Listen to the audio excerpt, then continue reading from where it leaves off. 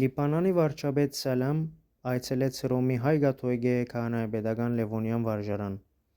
Այս առիթով վարչապետը շնորհավորեց Երանելի Մալոյանի սրբատասումը։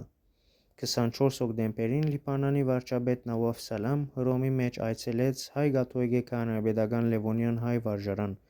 ուր տեսակցություն ունեցավ Դան Անգելիկիո կաթողիկե հայոց Ռաֆայել Պետրոս 21-րդ կաթողիկոս պատրիարքին հետ։ Լրագրողներուն հետ ունեցած զրույցի ընթացքին Սալամ հայտնեց, որ նկատի ունենալով, թե Վատիկանի մեջ հայոց ցեղասպանության նահատակ Մարտինե arczepiskopos Իգնատիոս Մալոյանի սրբատասման առիթով Լիբանանը ներկայացուցած էր Լիբանանի նախագահ Ջոզեֆ Աուն։ Ինքևս այս օրերուն գտնվելով Հռոմ փափագած է այս առիթով տեսակցիլ պատրիարքին հետ